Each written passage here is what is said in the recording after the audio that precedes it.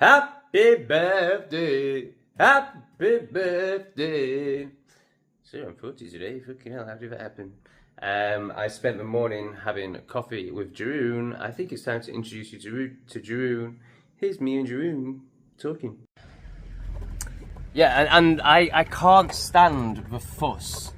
So I've had probably more than two, but two that really stand out to me. Two situations where somebody has arranged something on my birthday. So one was, I think, my 20th maybe, and my best mate at the time organised a party in Liverpool, so travelling about 2 hours, loads of cocaine and all that, and I didn't turn up. And they all went to Liverpool and celebrated my birthday. Like, it was too much for me. So all day I was like, I was going, but I was just like dreading it. And then I met a client for my dog walking business at the time who made me spend 2 hours with him just to tell me that he wasn't going to use my services. It sent me into an absolute spin, and it gave me the excuse to not go. I used that as an excuse to not go. Right.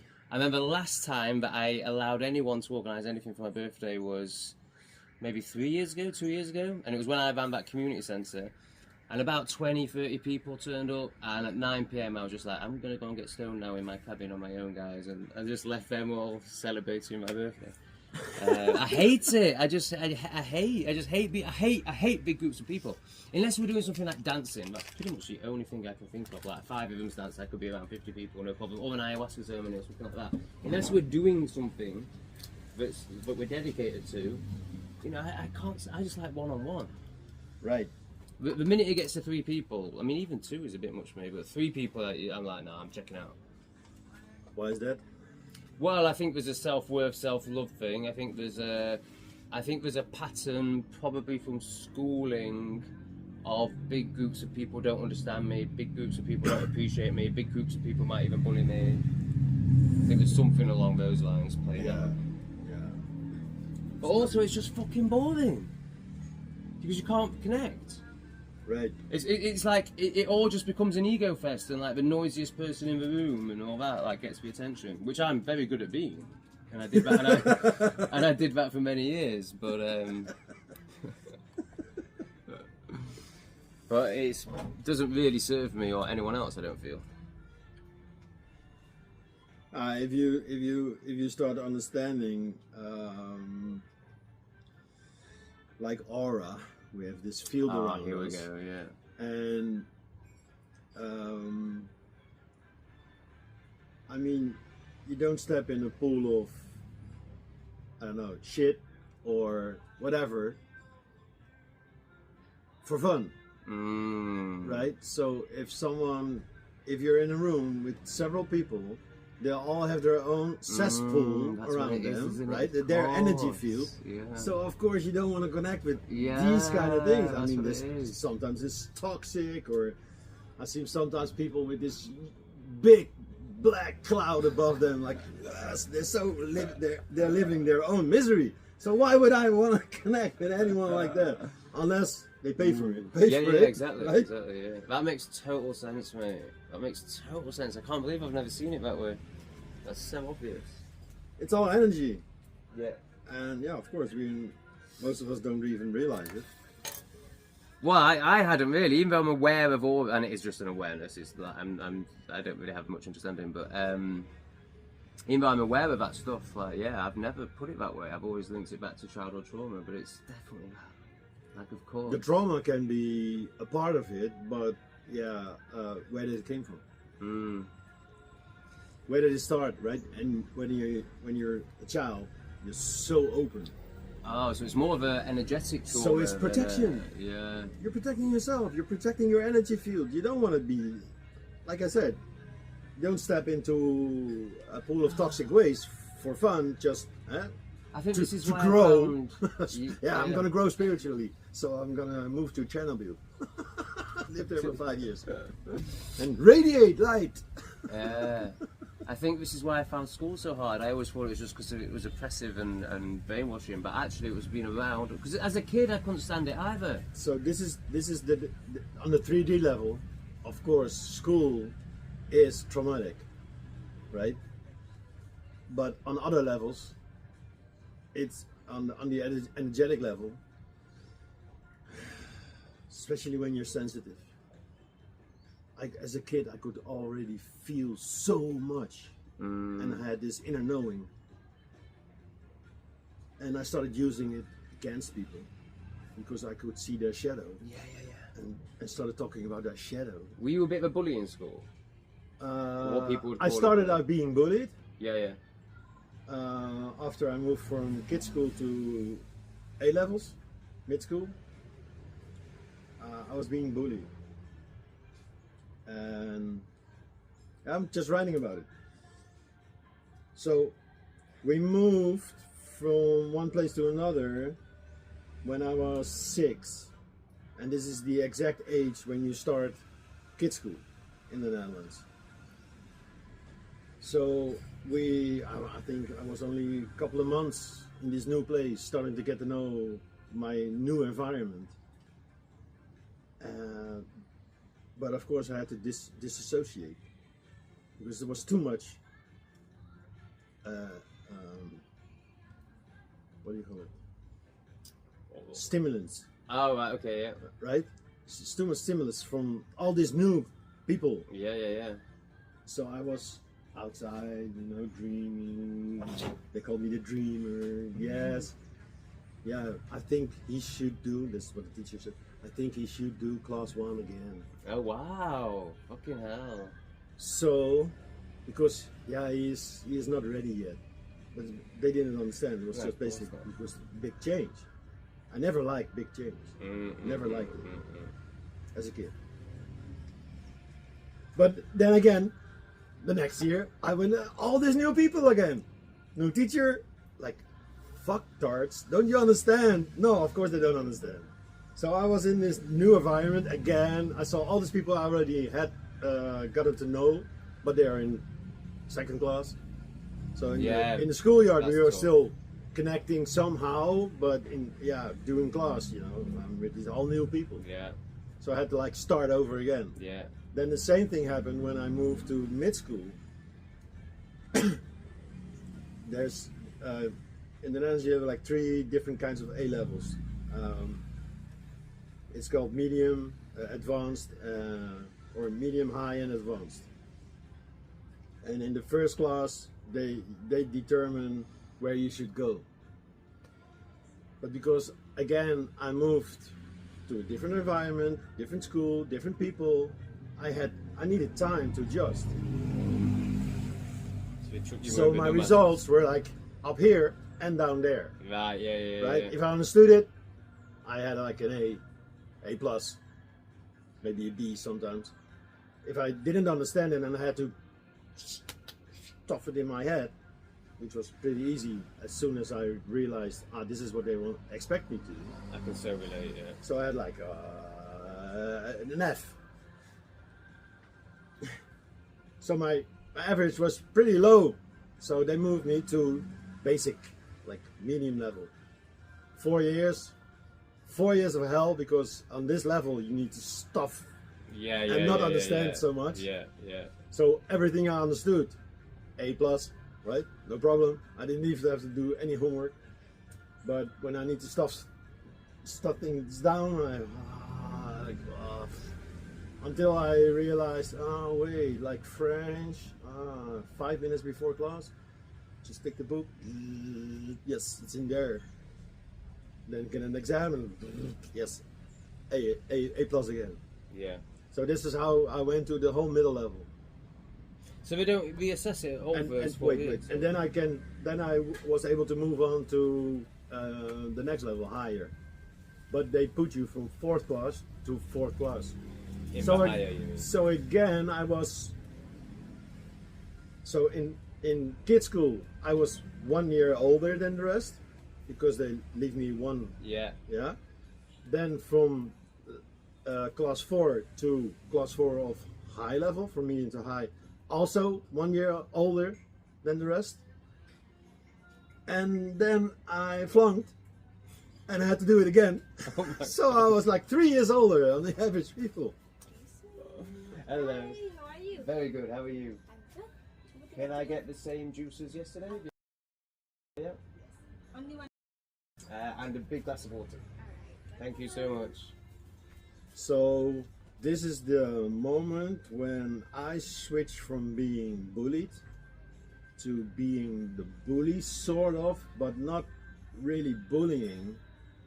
I was just 2-3 years older than the average kid in my classroom, so I felt really good.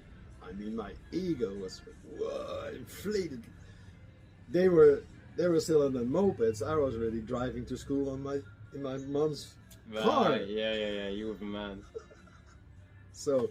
Yeah, the reason I ask that is because I relate a lot with what you say about school and childhood, but I was definitely a bully in school. Which, you were a bully? Oh yeah, big time, yeah. And you needed to be, probably. Well, yeah, I think I had a lot of insecurity over sexuality and stuff like that, so I had to dominate everyone, you know. Yeah, I was a massive bully. Did it work out for you? In one regard, yes. You know, people didn't fuck with me, and it made me feel a power that I didn't know how else to feel. But no, I mean, obviously, I would imagine overall it had a negative effect. Well, it just is what it is. I don't really see,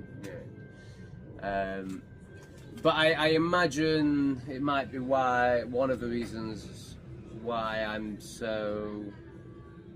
I don't know, because it isn't really bullying. It's what I am now. It's like I saw everyone's shadows, I pointed them out, and I took the piss out of them, and you know that's seen as mean in school. But I definitely did. I was definitely vicious.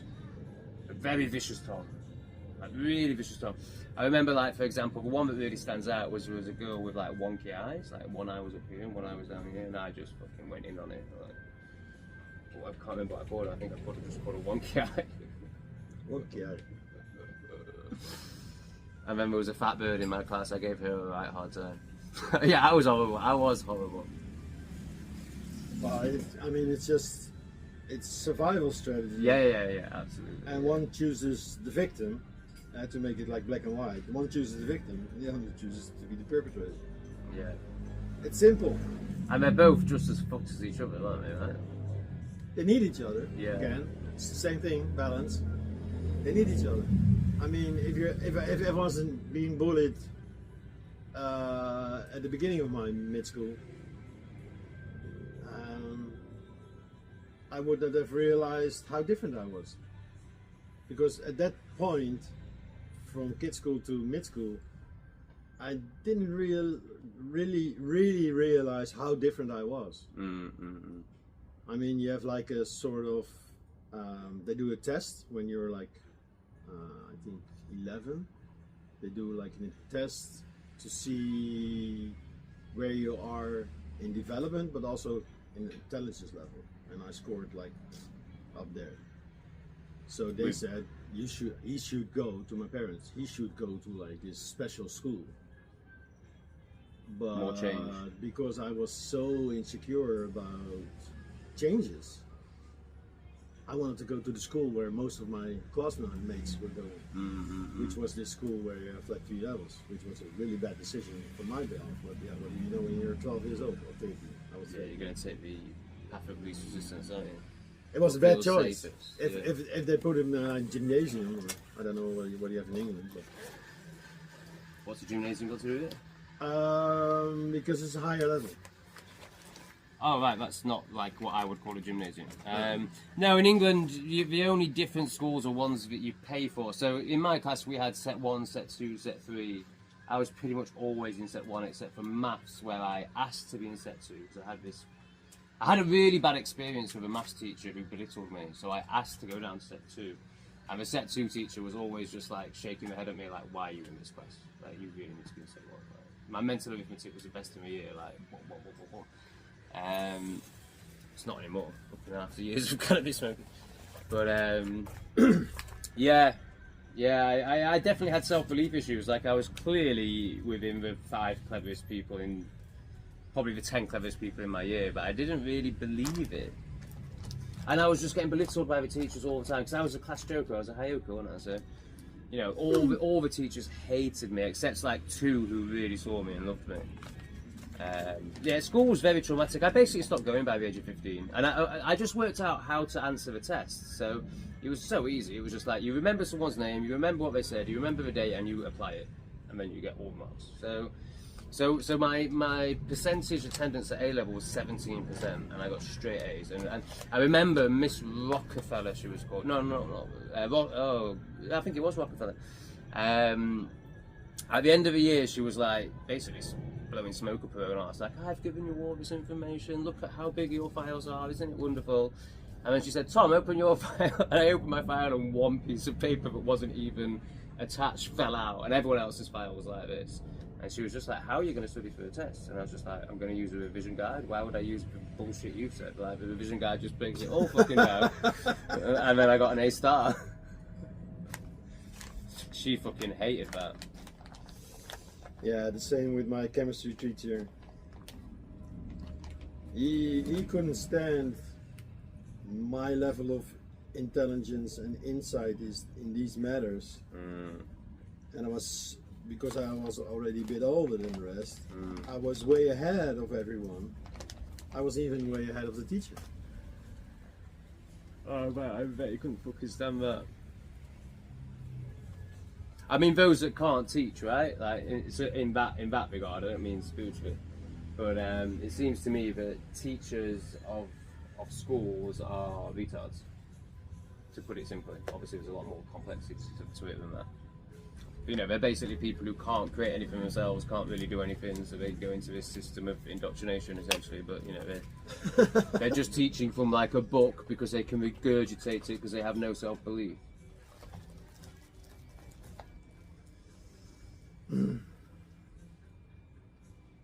And not all of them. No, of course not. My biology teacher,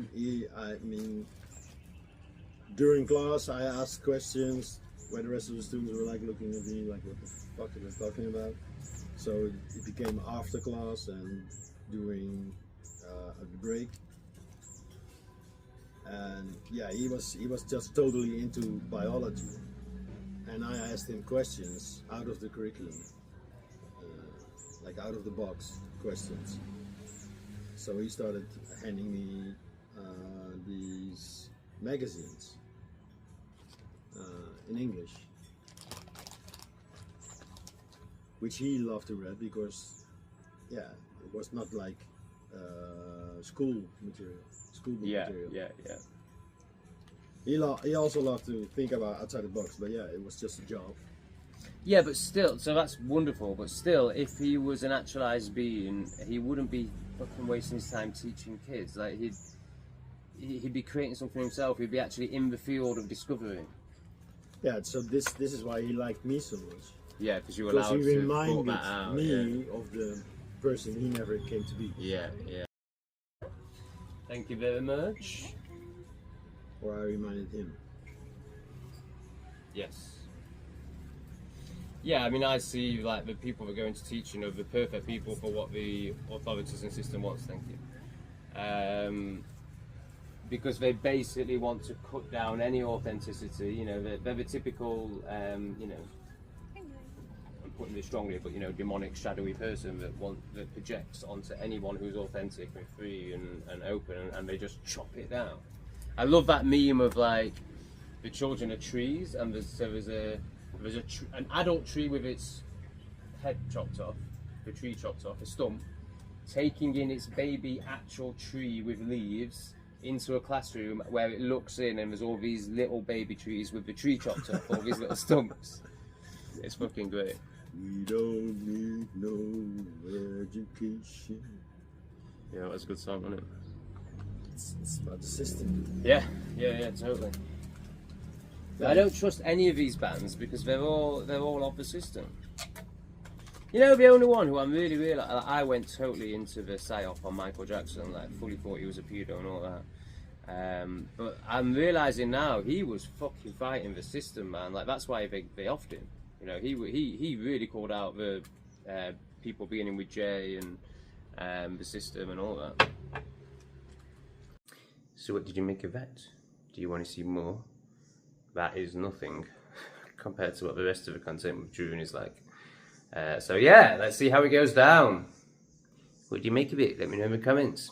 Big love.